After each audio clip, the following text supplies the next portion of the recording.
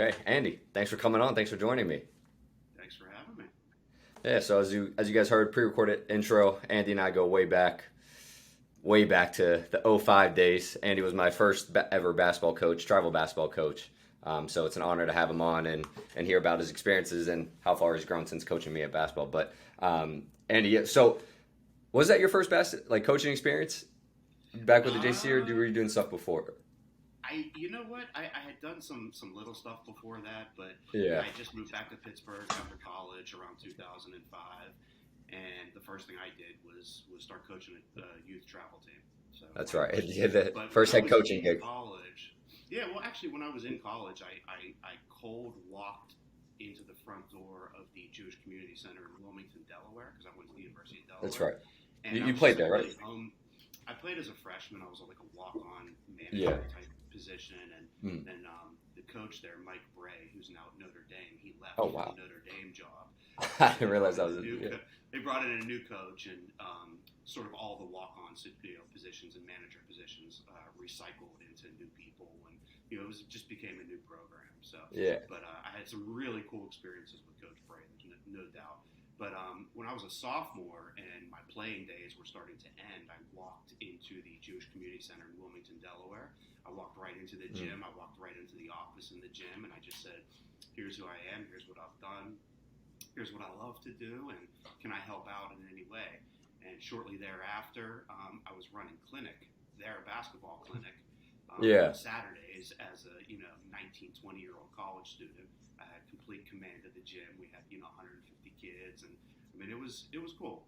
And then that summer, I stayed at Delaware through the summer, and I ended up coaching their 13 and 14-year-old Maccabi team, which was Okay. really cool. Yeah, so Yeah, that yeah. was sort of my first like real Yeah. coaching For those who don't experience. know, Maccabi is just for lack of better terms, Jewish Olympics. Between these ones were between all the Jewish community centers, who decided to compete, put together a basketball team. But still a big deal. And at the time, it was even a bigger deal. Now it's kind of died off, but I'm sure at the time it was pretty big. Well, and as you know, we grew up in Pittsburgh playing in those types of events, and one of the Yeah. cool things about it was that the Wilmington team drew the Pittsburgh team as one of That's our, cool. pool play games, and Right. so, I was just a young buck, but I had a chance to coach against a guy that had coached me, and so that was a really cool experience at Yeah. such a young age. I mean, they whooped us pretty good, but Right. No, that's awesome. Dude, I did not realize that Mike Bray was your coach for a year. What was that like? What was he like as a yeah, as a I guess a so it young was coach really at that cool. time? He was young, but he was very established at Delaware at the time. They had just come off of an NCAA tournament appearance where they lost in the first round to Tennessee, I believe, and that was when I was a senior at Alderdice. And Hmm. so I didn't have a chance to have a scholarship situation or anything like that at Delaware. It's a big Division 1A school, and so I knew I'd have to really um, network my way into the program, and so that's what I Yeah. started doing. So as a senior at Alderdice, I started email had sort of just come out, Right, right. and That's right. I Yeah. started emailing Yeah.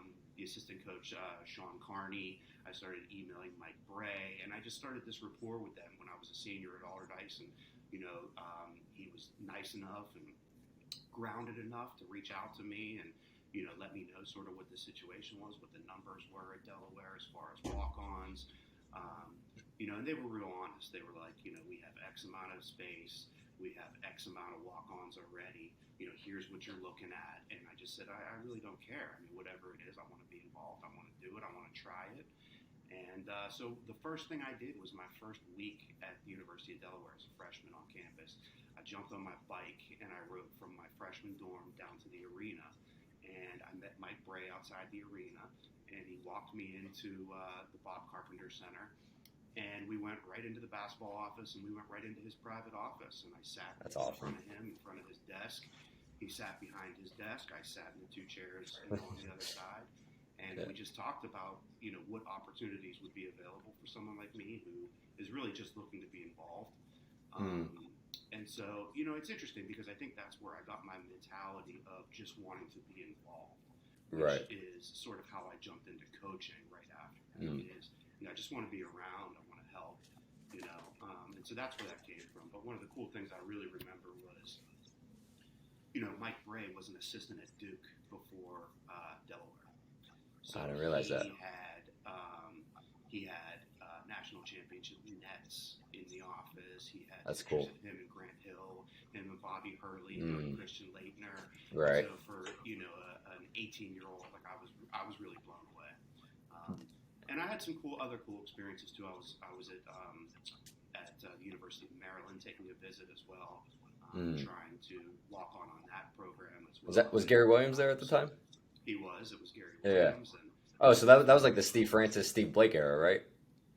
when I was a sophomore at Delaware, they won the national title with Right. Steve Blake and Steve Francis. So, and I remember sitting in my dorm room being like, wow, if I had just made a different decision and gone to Maryland and maybe tried to walk on there, like wow, I could be a national champ. But I let all that go pretty quickly. Yeah. Like Chris Wilcox was on that team, I think too. Yep. My oldest brother went to Maryland, so that's how we were big. Me and Dewey were big Maryland fans at the time. So that's awesome, man. That's awesome. So I became a huge Maryland fan. I really wanted it to work out. That was my first school that I wanted to go to. A couple things fell through, and I ended up literally going, an hour up the road to Delaware. So that's right. Yeah, no, that's interesting. So you came back to Pittsburgh, coached fifth grade travel basketball team. From what I remember, we were pretty good, but I don't know. But then you went to Alderdice, right? A prominent, I guess City League, Pittsburgh City League school, and no, I did. You had a pretty good team there. I mean, what was the big thing I'm curious of asking you is like, what was the difference between that team and I guess the era that they were playing in, because they were playing against DeJuan Blair and all those guys at Shenley, and then the 4 state champion, or those 4 back-to-back, whatever it was, city championships you had recently with Alderdice. What was the difference in the players and style, and how has the high school basketball player, high school athlete changed that you've seen in your years of coaching? That's a really good question. Well, there's a lot of ways to answer that. There's a lot of different levels to that question. Right. But yeah, I mean, when I got back to Pittsburgh, the first thing I did was coach travel basketball for youth basketball just for fun. And honestly, Jesse, I mean, it's been how long? I don't forget any of those moments. I remember being on the road with you guys. I remember going into different gyms with you guys. I remember coaching you up and and that sort of thing. And I also remember, the parents were real happy, the kids were happy, everyone had a good time. And so, for me, I never forget that. Wait, so sorry to interrupt. You know what one of my like ingrained memories was, and this was like my first intro to like, the more I think about it, my first intro to coaching and like how to kind of get players to understand and accept their role. But it was like we had our starting 5, and then like I remember talking to you about it, I was like Andy, like you always do the same sub pattern. Like you have the starting 5, like I'm always the 6th man off the bench, and you were like, and then like I forget the exact answer, but like yeah, that's the way it is. And I was like, and then like the more I think about it, coaching, I'm like, man, he was so good at getting guys to understand a role and like buy in and stuff. I was like, yeah, that was awesome. I mean, that was such a young age too. But even when you coached me in high school, you had the same kind of rotation, and you got really to sidetrack another new question is like, how'd you get what do you think you did to get guys to buy into your philosophy and your system, and you really put people in a position to succeed, and you assigned a role to each person and made sure they kind of went with that and only that. Yeah, I mean, I think that I approach the game from a player's perspective first and foremost, because I'm an ex-player. And so, early on in my coaching career, I was coaching as if I was still playing the game. And so, I understood, the idea of role players, because I had been a role player, I had been a starter, I had just been in all the different levels on a team. And, I just I've always been, big on guys just understanding their roles. And, your role may not be the same as another guy's role, but like we're all here, we're all doing this together, and no matter what it is. I still deal with those exact conversations today, as I'm sure you know. It's going to be something that's a part of youth sports forever, just getting kids to understand their role on a team. Your generation of kids understands it a lot better than the new era of athlete. Everybody wants everything right away, and that's something that we have to contend with as coaches. Aside from that is the whole birth of the AAU organizations, which has really changed the high school basketball game. totally. So you have kids that are out there playing AAU all spring and all summer. Right. They come back to their school and they feel entitled. They Mm. feel, well, listen, I've put the work in. I played all spring, I played all summer. And so it's harder to get those kids to understand, well, you're still not a starter. You're still not top 7. You're still not top 8, whatever Right. it is. And at the high school level, there's an element of dealing with parents as well. And so Mm. you have to explain that to parents. And, it's not always easy conversations, but that was something that I really refined as the JV coach at Alderdice because, That's right. when I was at Dice, I was the head JV coach for 8 seasons. And Yeah. during those 8 seasons, we unfortunately had to cut or really, get rid of a lot of different kids. And, in this day and age, they want to know why, Right. What did Right. I do? What can I do? But I played AAU all summer, that sort of thing. Mm-hmm. And so, but it doesn't change the mentality of, guys have to understand their roles, Right. And yeah, without jumping too far ahead, I mean, even this season on a team that won a championship, we had guys that were upset, wanted more PT, Right. they wanted to be a bigger part of it. Great. But in the end, they got that gold medal. They got their picture in the paper. They're going to go down as a champion Right. forever, and that's what I keep preaching. So, What do you think the best high school athletes that you've coached, like what are some of the intangibles that they all have had, or the similarities, I guess, going from, the twins at Dice to the Jackson Blaufields and the Marcus Robinsons and, all those guys? What are some of the yeah, intangibles? first of all, that's why I do it. All those names that you just mentioned, Mhm. Guys like you, guys, like Marcus, and guys like, You can't put me in that category. Well, but I'm just, of course, but Yeah. no offense, but You're right. No, but just as far as like why I do it, Mhm.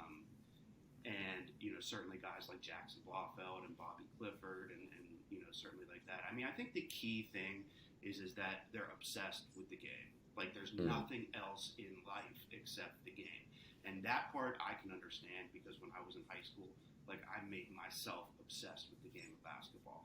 I mean, I would literally think of situations that I would be in, when I was working on my game. I would mentally have, I would say, okay, you're bringing the ball up against a 90-foot press. You got a Division I player from Perry guarding you. Don't get ripped. Don't get ripped. And Right. so I would just like pound myself and just became obsessed with it. And I think that that's the one thing that everybody has in common that you just mentioned is that they were obsessed with the game of basketball. Some of those guys, specifically the Jacksons, were like primarily football players. But if you Right. ask them, basketball was where they really put themselves on the map to be remembered, and they became obsessed with it. And they were football players, but towards the end, James Jackson was getting Division I basketball offers. So Right. it just shows you he was obsessed with it. But one of the guys that you mentioned is the all-time greatest that I've ever coached against, and that was DeJuan Blair. Yeah. He was just absolutely unstoppable as a high school kid. He had the body, he had the swag, he had the attitude, he had the posse around him that also had the swag. And you know what? We played them twice that year. When he was a junior, and the first game up at Shenley, we lost by 5, and that was the closest that anybody had ever come. Yeah. To, even coming close to them, and we had great players. We had Marcus Robinson, we had Brad Runco, both 1,000-point scorers in their own right. And without that Shenley team that year, those guys would have gone down as legends and probably city champs for a couple of years. We ran across a team in Shenley that One of the greatest of all PIAA teams of all time. Yeah. And That's crazy. And I love that I was a part of that. I love that they beat me twice. I love that. I remember game planning for those guys, and one of the funny things we were talking about, it's not DeJuan you have to watch. It's not DeJuan. It's DJ you have to. He's the guy. Yeah. He's the guy. And then after the first game, it was it's not DeJuan or DJ. Those aren't the guys. The real guy is this Kane kid that's coming off. Right. He's a guy that comes in and is a real spark, and he's only in 10th grade. Blah blah blah. And then here I am. 20 years later, I'm looking back at it. You have NBA players, all three. High level. Major college players. Tons of success. So I appreciate That's awesome. years. A Right. lot, a lot. How, how have you seen your like coaching philosophy and coaching style change throughout the years? And obviously your role has changed from being a head coach to high school to an assistant, but either way, you're still winning championships. As a coach, so have you seen your philosophy change over the years? My philosophy's changed a lot. When I was younger, and I like to say like in my early 20s, as Yeah. I mentioned, like I still coached the game as a player, and so my Right. intensity as a player was still there. I would bark at referees, I'd yell at, I'd yell different things out on the floor, and just try to motivate kids in that way. But again, that was like a player's mentality. And when I got to Alderdice, I really learned how to be an assistant coach to Hmm. a head coach, who was Buddy Walensky, and he was, Right. one of the best coaches in the city, then and now. Hmm. I really had to adjust myself and like, okay, how can I help this guy?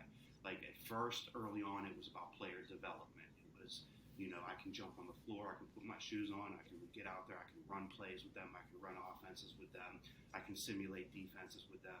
And then the older I got, like when I was in my early 30s, I had an Achilles tear, so that sort of Yeah, ended that's right. Yeah. my playing days.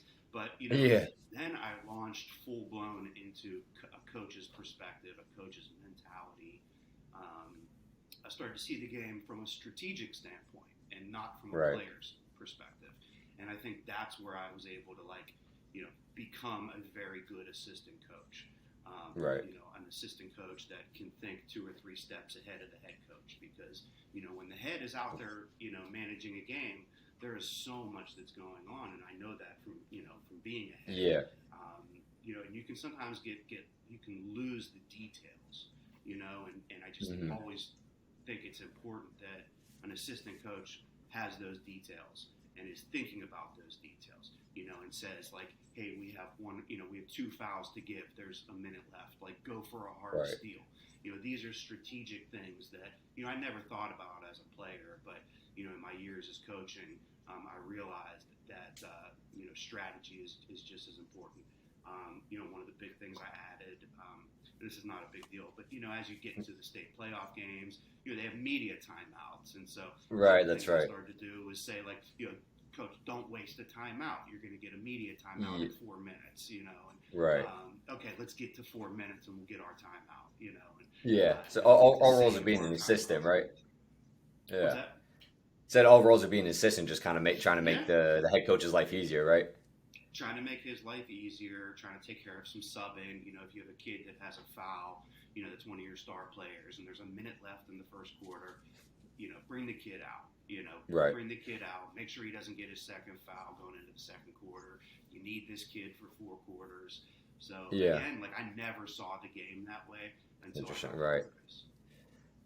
How do you build how do you or I guess earn the trust of a head coach as an assistant? What are some of the things you do? Because I think a lot of times too, especially as the higher levels you go, head coaches like it their way, so it's tough to kind of come in and I've learned it just from being an assistant, but I want to hear from you too. It's like what are some ways to earn that trust of a head coach to start giving you those responsibilities like subbing and kind of maybe running practices, et cetera, et cetera. Honestly, I think the biggest thing that I've done with the head coaches that I've worked under is right away, like I've shown them serious commitment to their Hmm. program. And when you're at the high school level, you can have some people on your staff that unfortunately aren't all in. Whether Right. they do this or do that on the side, or Or if maybe they're they're trying to part of like the program. undermine you a little bit and Sure, or mostly, yeah. most are career educators, and so, Right. they come from teaching class all day down to the basketball Hmm. court, whereas I come and I'm all basketball the entire time. I hate Right. to miss a practice. I hate to miss a shoot around. I hate to miss anything. And so I think, Hmm. like at Alderdice, the very first thing that jumped out to our head coach at the time was my commitment, was that I'm going to be there every single day. And if you want to talk, I'm here to talk. If you want to, yell, I'm here to yell. If you want to assess players, let's assess players. If you want to go Right. through offenses, I'm your guy. And so, like, I really wanted to establish myself as somebody that I knew the head coaches could trust, that was always going to be there, Hmm. and was all in and totally committed. So, No, yeah, love that. So going through the state playoff run a couple times with Alderdice, what was the difference? Or let's do this. Let's talk about the Shadyside team because I think the Shadyside team was the team you most recently won with was a little bit different. Whereas you didn't necessarily have as talented of a roster, but still winning Whoopi championship. So to get those kids to kind of again buy in and figure out how to win, what were some of the things you and the head coach did each day, each week to try to to really make them believe that they can win because winning is tough. Right, contrary to popular belief, winning is very hard, and winning at the right moments it's even harder. So how do you get all those guys to that, Jesse? To add to that, you can win and people still aren't happy, right?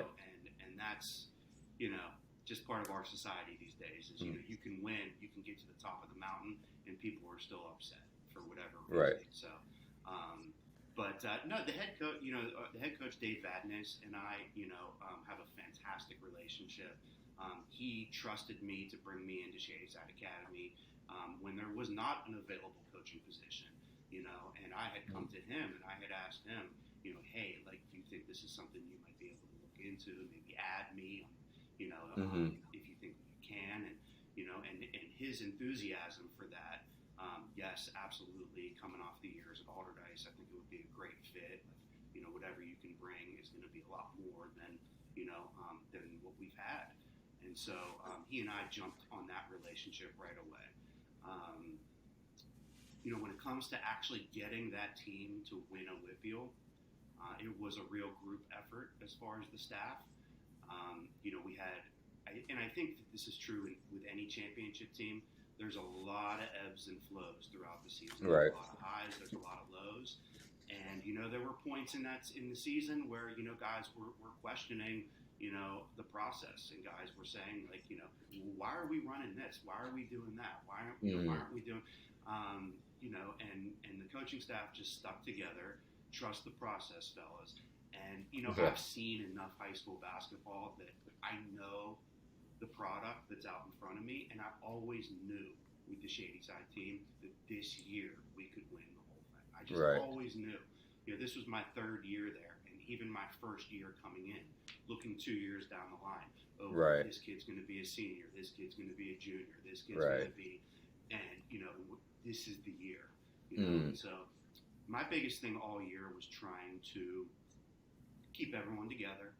I established amazing relationships with each kid individually, which is something that I really pride myself on anywhere I go. And when kids would have issues, whether it was with, our coaching style or if we dropped a big game, and, a lot of kids think to win a title you have to go undefeated. Well, that's just not true. Right. You can suffer some bad losses and really take some key lessons from that. And so just got to peak at the right time. That's what I tried to do with this Shadyside team, was just keep them on track from my chair, from the assistant coach's chair. I spent a lot of time talking with the kids individually about what our overall goal was, and we're, and I would say, we're going to do this, like me and you and this kid and him, we're going to do this, and so just stick with it. And what's the difference between coaching public and private school, like urban public school kids and private school kids? What's the difference? There's a huge difference. There's a huge difference. I think that, in coaching in the city league, I think that people left me to my own devices, so to speak, like especially, parents and staff and administrators, they let us do our thing with their kids because they knew that it was positive. They knew that their kids were learning. They knew their kids were going to experience something great. And so they let us do our thing. Certainly once you move over into the private school, more people want their hands in the pot, more people have opinions. And that's okay because, we're still able to get it done. But I think that's the biggest thing. And, one of the cool things I found is that, kids from, say, Shadyside Academy are, in fact, just as hungry to win as kids from the city. And so, a good example of this is in the Whitfield playoffs this year, we ended up having to play Aliquippa. Okay? Yeah. Aliquippa, as you know, tough neighborhood, tough kids, tough school. Right. Multiple NFL players over the years. And I'm sitting here thinking, like, how am I going to get this group of Shadyside kids to, really like go in and battle against Yeah. Aliquippa. And one of our things all week was, they're tough, okay, but you guys are tough too. Now you're not tough the same way that they're tough, okay, Right. because of where you come from versus where, the kids from Aliquippa, the way they were brought up. But, Right. Your toughness is the same, okay? It doesn't come from the same place, but you want it just as bad as they do. And so that was Yeah. one of the big things. And so our kids were really confident going into that game, Yeah. That's interesting too, because it's like even just going back to Alderdice, we're the kids at Alderdice, obviously brought up a little bit different. Their home environment's going to be much different than the home environment kids at Shadyside. So you knew that going in, but it's like, was there still an adjustment period in how to work with the kids from Alderdice and how to work with the kids from Shadyside? Like how does that? How like were you a little bit more empathetic for the Alderdice kids, knowing that they might have to take a bus home from work? They don't have their parent coming to of pick course. them up, like I'm sure a lot of the Shadyside kids did. Certainly that's not the case. When I was at Alderdice, I took kids on college visits because I wanted to make Yeah. sure that they would go to college. So, Mm. I would throw them in my car and we would go up and, I sat through admissions meetings with kids from Alderdice. I sat through financial aid meetings with kids from Alderdice. Right. I would take them up for pizza after games or after Mm. practice and this and that. But there was definitely an adjustment with Shadyside. But, in my third year here, I really feel like, the kids are where we want them to be, Right. as far as just, toughness, and not Mm. playing like you're, come from a white collar family, playing Right. with that scrappiness, playing, I always kept saying to the kids at Shadyside, like, we're not afraid to battle. What do you think? Yeah. We're afraid to battle? Are you afraid to Right. get grimy? Like, are you too good to get grimy? And so Yeah. those are things that I would say. And Man, I you're the think best that we motivator. had it. You always hype me up before games. I appreciate it. But I Yeah. think that it helped them. I think that they were like, Yeah. Coach Pack is like the way he thinks, like that's what I think that's going to help us a lot. Yeah. No, that's awesome. What was I got to know this. When you coached me in high school, what was the dumbest thing you thought, like when you're coaching? Man, this kid's an idiot. Why do I have him on the team? What was like your like big question mark moment for me? And I'm sure there were a couple. Honestly, Jesse, like there weren't that many moments that I can think about where we were just like, there's one that we won one of the championships, and the other team hit a half court buzzer beater, Yeah. to win the game, and Quote. you were on the floor at that time, and Yeah. the referee said no bucket, no bucket. Right. And we Right. ended up winning the championship. But I remember, the guys that were on the floor, I remember just looked like total space cadets in that last play, like Yeah. how to guard, how to defend. So that it's not necessarily you personally, but I Well, have a lot of good memories of you. To be Yeah. honest, I mean, you were one of the more athletic players that came through the JCC, and plus we had a good group of guys that Yeah, were all yeah. committed to basketball. I truly believe that those teams that you were on could have competed in the WPIAL. That'd We be had some, that's the argument we always say. We Sure. Katz and I always talk about the Shadyside teams because obviously we had friends on that team, so we always say we would beat them, but I don't know. right. And actually, my first year at the JCC, we scheduled Alderdice for a game. Oh, really? And Yeah, that's cool. I mean, they beat us, but it was fun. Right. Just to Yeah. see where we stacked up. No, that championship was funny. .2. There were to be fair to everybody, there were .2 seconds left, so I think we all kind of knew it was like, what are they gonna do? And then somehow this dude hits a half court hook shot and it's like goes in. I was watching. I was like, no way, that's going in. And then it went in. I was like, what just happened? But But it's funny because I look at that play and I think about how poorly of a job I did in setting up you guys on the defensive Yeah. side. And I always think about that. I was like, No, it's you funny. really- I mean, when I go back and watch that play, I'm like, Coach, what were you doing? Like, Hey, don't forget, I think I went like 1 for 4 in the free throws in the last like 10 seconds that I could have put the game away, but I just choked big time. But no, cool. So as we wrap up, I enjoyed what's that? you and Katz and that whole group. Yeah. I really enjoyed coaching. And I think one of the best things is that like a lot of the kids that I coach, I'm still friends with. And one Right. of the things is when you play for me, once we're done, like we're boys, and Yeah. I'm around here for you. You know, anything you might need, basketball related or not. And so I feel really good about like, you know, the kids that I've been around going all the way back to, you know, when you were in fifth grade. I still talk to all those kids from that team Right. when we were in fifth grade. You know, I just talked to Marcus Robinson last week. That's awesome. I talked to, you know, the Jackson twins, you know, Right. 2 or 3 times a month. You know, Jackson Blofeld and I, there's a constant text going back. You know, the kids at Shadyside, Peter Kramer, and Eli Teslovich, you know, those guys have become my boys, and you know, that's so awesome. That's one thing that I really hang on. What it's all about is the relationships. Yeah.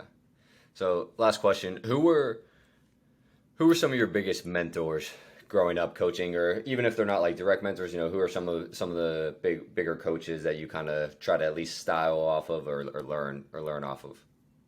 Well, you know, it's funny. Like when I was at Alderdice, I didn't have the best coaches when I played there. Right. And so, you know, a lot of people talk about, I mean, I appreciate those guys. I respect those guys. And again, I still keep in touch with my high school coaches from when I was in Right. Dice. That's awesome. And they have subsequently followed everything that I have done as an assistant coach. So that's been really cool. But, you know, I think that, you know, some of the early guys, you know, I always respected a guy named Neil Topper who always helped me just keep my mind right. You know, when I was a player, he said to me one time, like, just go to the hoop. You know, just take it to the rack. See what happens. Yeah. You're either going to get fouled, you're going to score, something's going to happen. And I took the ball to the rack and I got an N1 and I looked in the stands at Neil Topper and I was like, okay. You know. Yeah. And so, you know, he's a guy that was definitely a mentor for me. You know, certainly Buddy Valinsky has had a huge impact on my coaching career.